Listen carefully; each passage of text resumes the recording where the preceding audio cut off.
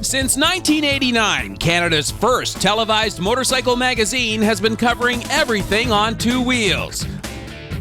We've sampled new motorcycles from around the globe, toured North America from coast to coast, and interviewed some of the most interesting people on two wheels.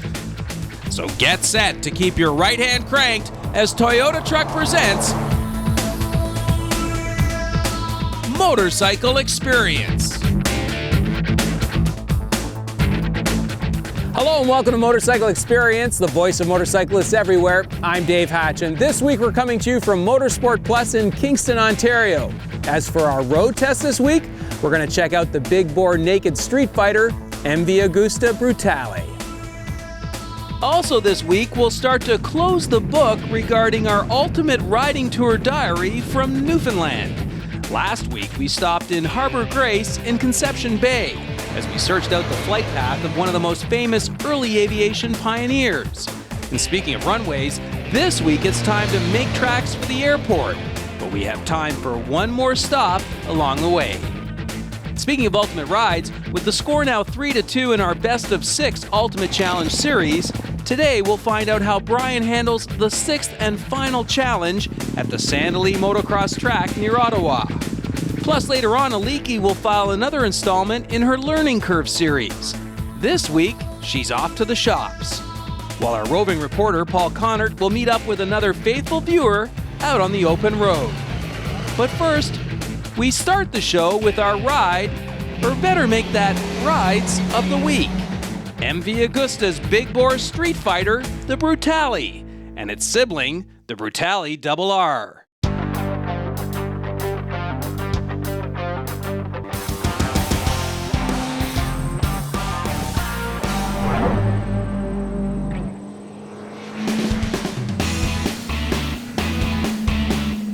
What's a Brutale, you ask?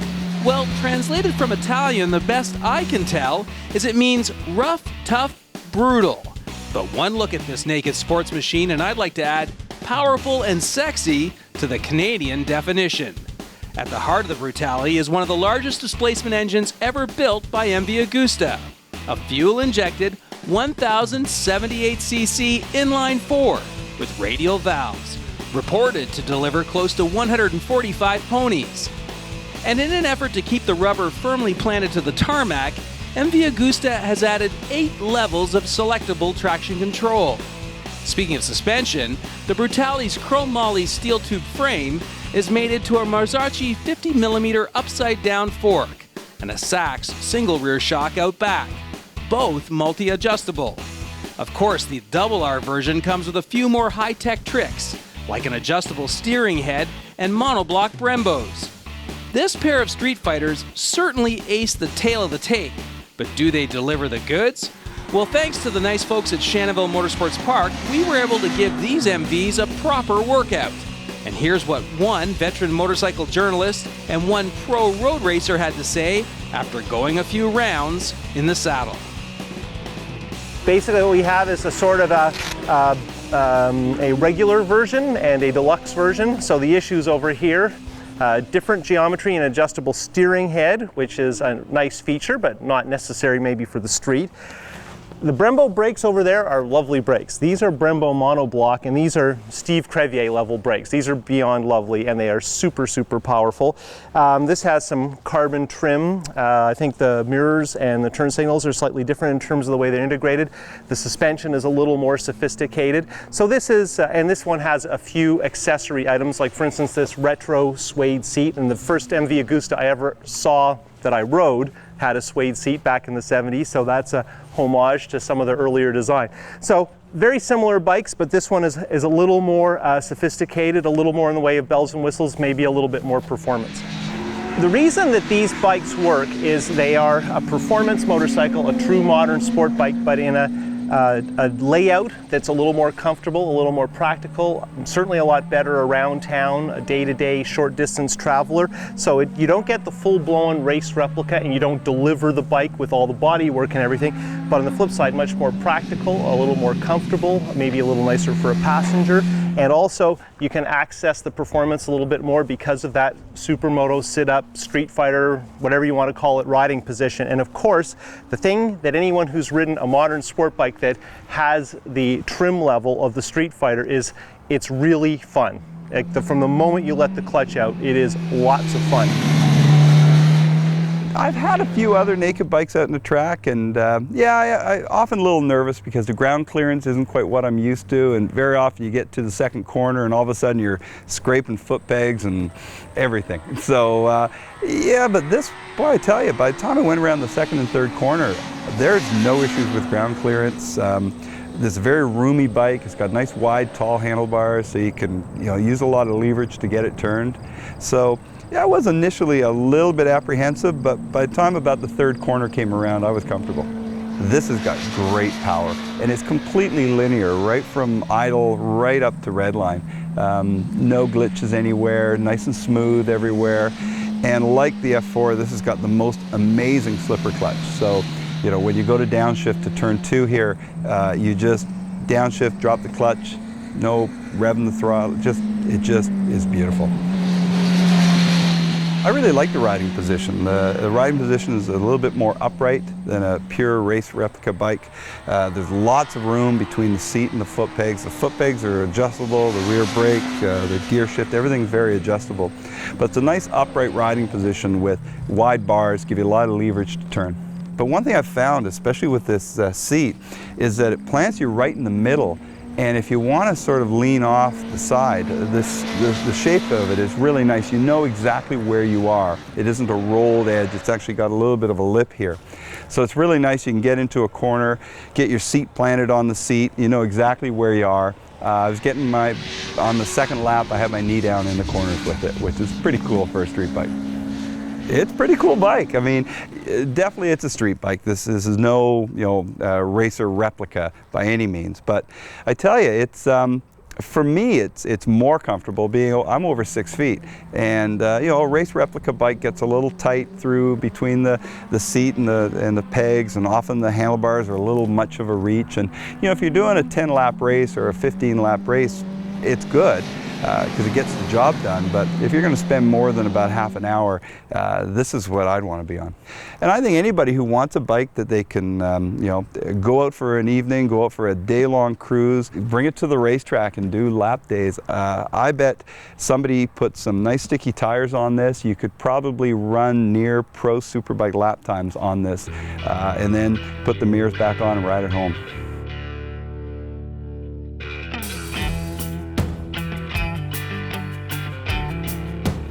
Still ahead, we're off to the Rock for one last look in the rearview mirror.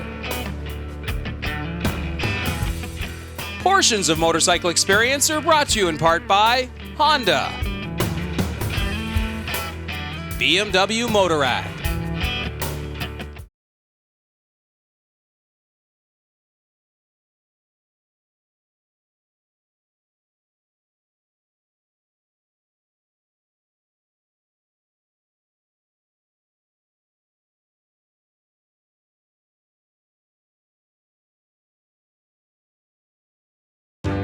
Closed captioning of this program is provided by Motovan. Welcome back as Toyota Truck presents The Experience. I'm Dave Hatch, and it's time now for this week's ultimate ride from Newfoundland.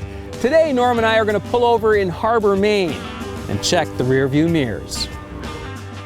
During this season's ultimate ride, Norm and I spent 3 solid days touring the southeastern portion of Newfoundland. Last week, we explored Harbour Grace, where we were amazed to discover that Amelia Earhart had used the town's little airfield for her historic transatlantic solo flight back in 1932. Turns out, though, some 20 transatlantic flights were attempted here between 1927 and 1936. Anyway, this week it's time to start heading back to St. John's to catch our flight. Heading south on Highway 60, aka Conception Bay Highway, we pulled off at Harbour, Maine, for one quick look in the rearview mirrors. Well, you know, Norm, here we are in Harbor, Maine, and that last piece of road, 63, 60, what a great stretch. Oh, twisty and hilly and smooth as heck, and obviously it's a very popular road because we've seen more motorcycles now in a little bit that we've been sitting here than we have almost on the whole trip. Yeah, and what a trip it's been. I was just sitting here making a few notes before we started. You know, 3 days ago we kicked things off in St. John's. And we saw the Targa rally, right? They were getting set to start their rally there. But then the next day, you know, we were at your Aunt Millie's, we had Fish and Brews, we went to Signal Hill, Cape Spear, and then we got to Petty Harbor, and we had roast moose sandwiches, Trinity, Bonavista, which was just spectacular. And then, do you remember the crew of the Lady Ella? Absolutely, with Somerville? the catch of the day, which was actually a catch of the morning and on our plate before noon. Yeah. It's fantastic. Those guys were great. And Clarenville, Heart's Content this morning, and Harbor Grace, and here we are at Harbor, Maine. And you know, I know this has been about the scenery for sure, the hospitality, but the food, Fish and Brews, cod tongues, fries with dressing, fresh flounder, roast moose. Wow. And I really feel like this whole journey has really just been the entree. You know, just the appetizer. The appetizer before the main course, exactly. Yeah, what a great trip. But there's so much more to see and do. Oh, absolutely. I mean, you know, we've barely scratched the surface even of the area that we've been in 3 days. And I guess the furthest we've been from St. John's was Bonavista at 300 kilometers and done 2 of the peninsulas on the north side. And haven't even come down to the bottom side of the Avalon Peninsula here, but that 3 days was jam-packed, and you know, we didn't really take advantage of everything that was out there to offer either. Yeah. So definitely, I feel like we have to come back and we have to do the west side for sure. But I do believe that, you know, our tactic that we've developed over the years of picking one spot as sort of base camp and then moving out from there, I think that's the key. I think that really allows us to get off the beaten path and explore things that you don't normally do, you know? No, and I think the prime example today was Harbor Grace. When, you know, we came around the corner and there's Amelia Earhart and her plane and a monument to that. I mean, that was just amazing. And every time we got off the beaten path, there was something cool to see. Yeah. The only thing I got to say is, you know, all this new stuff, food, drinks, things that I've never tried before, no screech. Yeah, that was supposed to happen Sunday night, and we got busy and didn't get the time to get it in, but I can guarantee you it's going to get done tonight. Screeching in? Oh yeah, screeching in. Okay, well, I'm really looking forward to that. I'm not sure about kissing the cod, no, but I got to say, man, this has just been one ultimate ride. Absolutely, yeah. Thanks for being the host on this one, man. It's been great. Thanks for having me. Now, let me tell you, that screeching in ceremony was something else. Next week, we'll share with you a full report from an unknown location in a downtown St. John's bar. Still ahead, Brian Hudgen mounts up his YZ 450F dirt bike for a little game of tennis, while Leaky explores the learning curve at the local motorcycle dealership.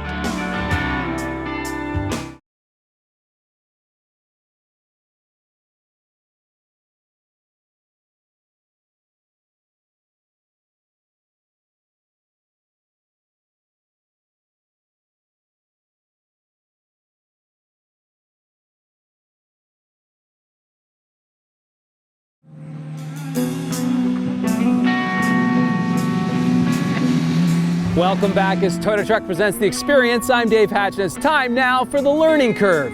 This week, Aliki's stopping in at her local Honda dealer, and she's hoping to dress for success. All this season on The Experience, Aliki's been exploring the various ways you can get into motorcycling. Everything from ministry-approved street courses to dirt bike camps, even entry-level road racing series. With all those learning opportunities, Aliki hopes you'll decide to give motorcycling a try, which means you'll need some good riding gear.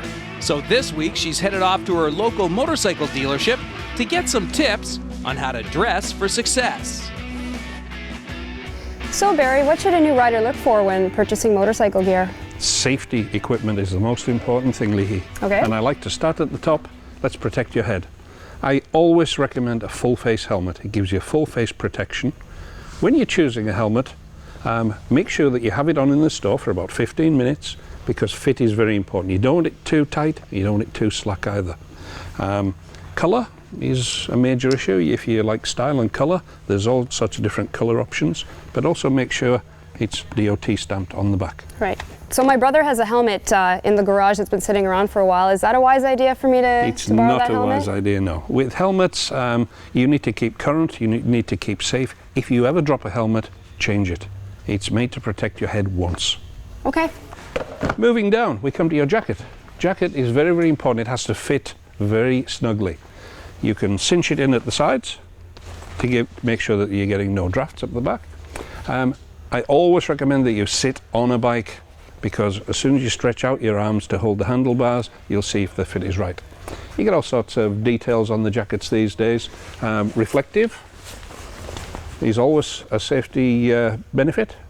How about my options in terms of the types of safety armor that's in a jacket? Safety armor on jackets now is a very big thing. You get it in all the points that you would hit when you hit the road. Elbows and shoulders are the main thing, and some of them have a center panel down the back too, which this one does, as you can see here. Next thing, if ever you're going to fall off a motorcycle, the first things that hit the ground are your hands. These are the ones I would recommend. They're strong padding here on the palms, because that's what hits the road first. They keep you warm up into here, so you're closing the gap here. These are the ones I would recommend. Some people buy both, so they've got those to walk around with, these to ride with. The next thing, very, very important, protect your feet and your ankles. Good strong boots give you lots of grip, which you need that for stopping and starting on the motorcycle. In the event of an accident, you want to protect your ankle and your heels. Very, very important. Different sizes, weights, styles, up to your knee, short ones, but always cover your ankles. Covering the ankles. And do we have any waterproof options? They're all waterproof. Oh, okay. If you're not getting a waterproof boot, don't buy them. I see. Simple as that. Okay. And then we keep you safe, dry and comfortable. Good to know. Excellent. Well, thanks very much, Barry. You're more than welcome. I appreciate your time. Thank you. Alrighty, a couple of years ago, Motorcycle Experience had a great time exploring the North Shore of the St. Lawrence, from Kingston, Ontario, all the way to Quebec City, Quebec. During that road trip, we visited some historic forts and 1812 battlefield sites. So in honor of the upcoming War of 1812 bicentennial, we decided to hold a Riders Club contest, the 1812 contest. For the past 10 weeks, folks from all across Canada have been entering by visiting the motorcycleexperience.ca website. And now it's time to finally pick our winner.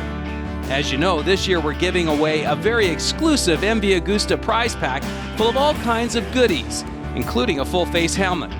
And our winner is the owner of a 2009 Suzuki 650 V-Strom, Mr. Dale Miller of Edmonton, Alberta. Congratulations, Dale.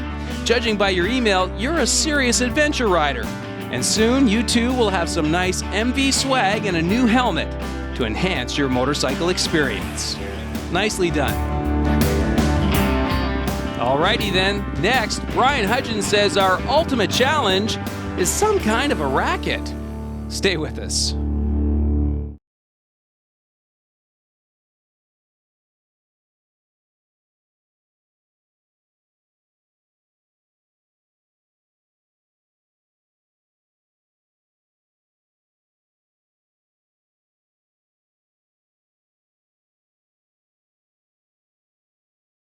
Portions of Motorcycle Experience are brought to you in part by Honda, BMW Motorrad. Welcome back as Total Truck presents The Experience. I'm Dave Hatchin. This season we've been covering a 6-part motorcycle challenge designed to put a variety of my friend Brian Hudgens' riding skills to the ultimate test.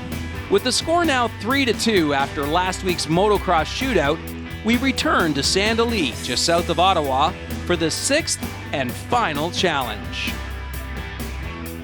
Hello, Brian, and welcome to challenge number 6. How you feeling? I'm feeling good, feeling confident. Okay, well, you're up 3, but you're down 2. So if you win this one, you've won the overall challenge. If you lose, I don't know, we're gonna have to come up with some kind of tiebreaker. Okay? Yep. So today's challenge, it's quite simple. We've set up a little course here. You're gonna have to just ride a serpentine course, go around, and come back. That's it. That's it? That's it. Well, there is one extra piece to the challenge. You're gonna have to do it with 3 tennis balls between your legs. You can't drop them. Tennis balls? It actually says tennis on it. Yeah. Piece of cake, right? Are you up for the Whatever, challenge? Hatch. I'll get it done. All right, let's do it. Okay, Brian, helping us out once again with this week's challenge is Kevin Tyler from MX 101. Do you want to load him up with those tennis balls? We're gonna load them up as soon as we fire it up and get it ready to go, yeah. Okay, so you get to start the bike.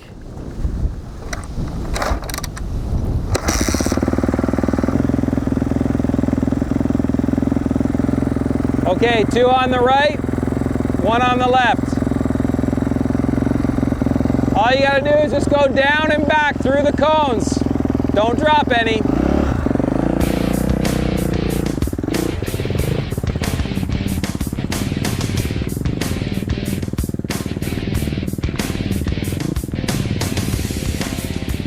Hey, he's not doing The down's easy, the down's easy.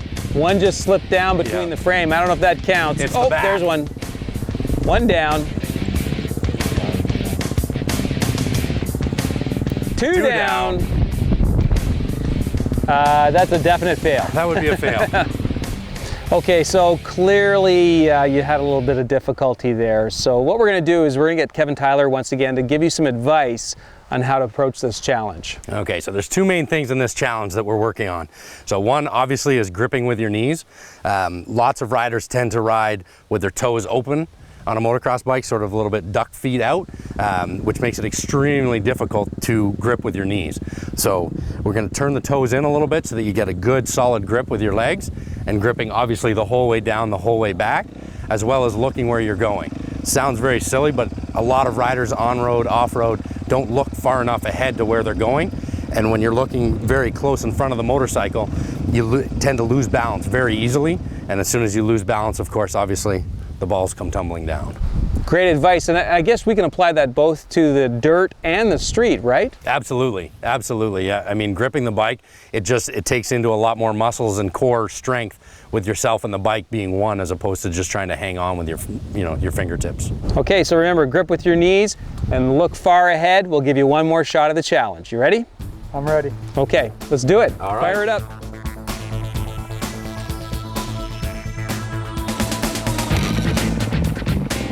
With the score 3-2, the pressure is really on.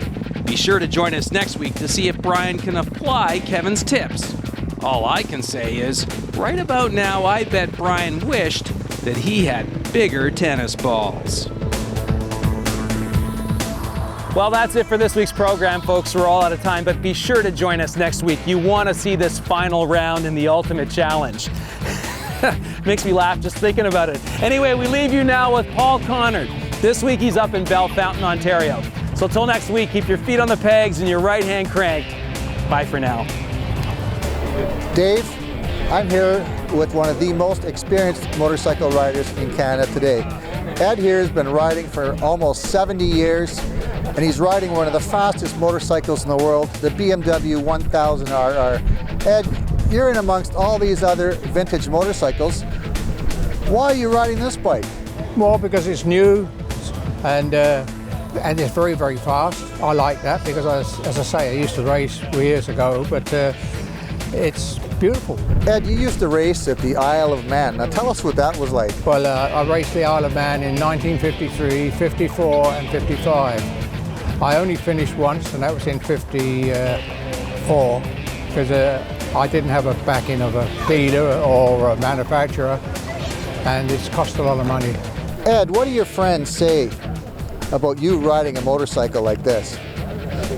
Well, some say I'm nuts, others say congratulations, and they wish they're in the same state of health as I am and could be riding at my age. Thank you very much for bringing this bike out, and it's an impressive bike, and you're an impressive man. Thank you.